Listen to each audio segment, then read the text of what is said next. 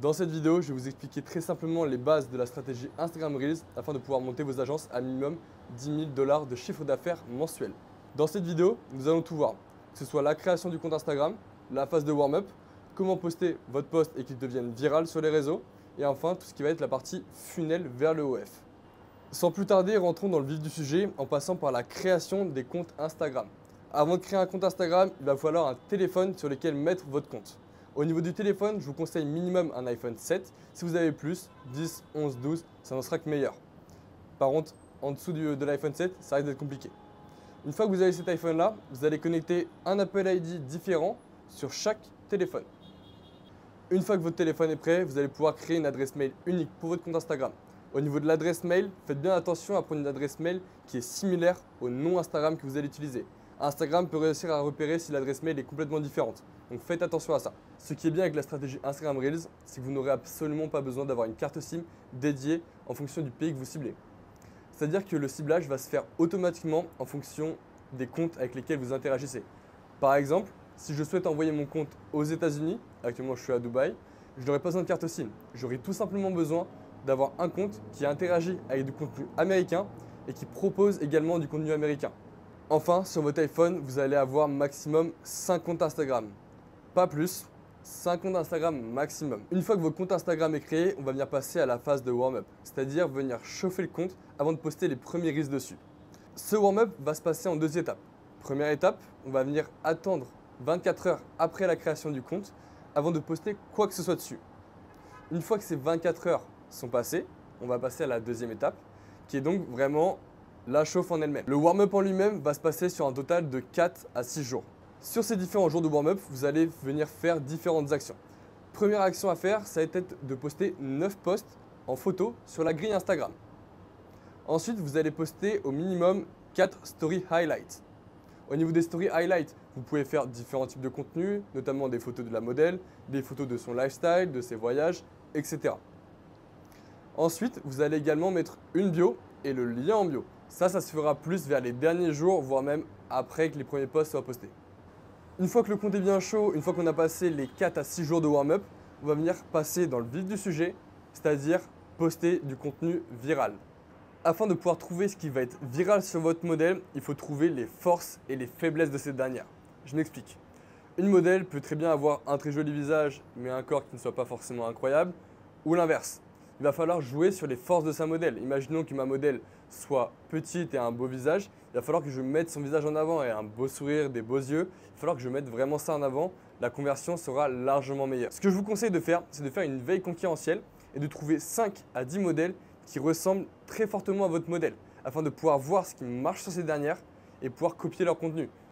Grâce à ces modèles, vous allez pouvoir du coup trouver ce qui marche réellement sur le style de modèle que vous avez et pouvoir bombarder dessus.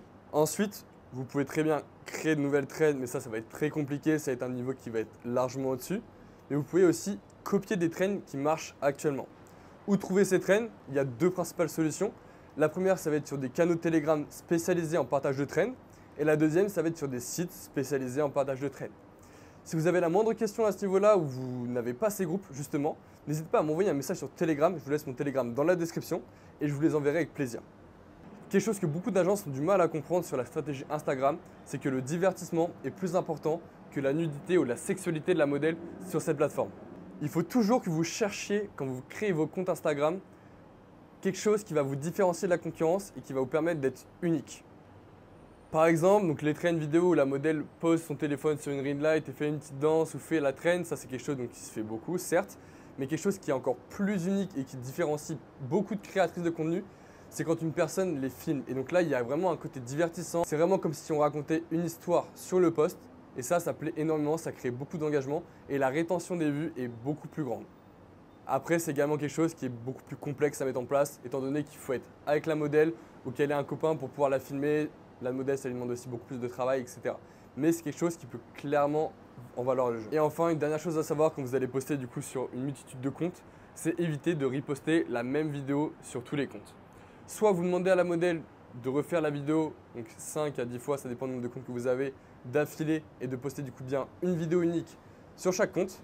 Soit vous passez par des logiciels qui sont faits exprès pour changer les métadonnées des vidéos.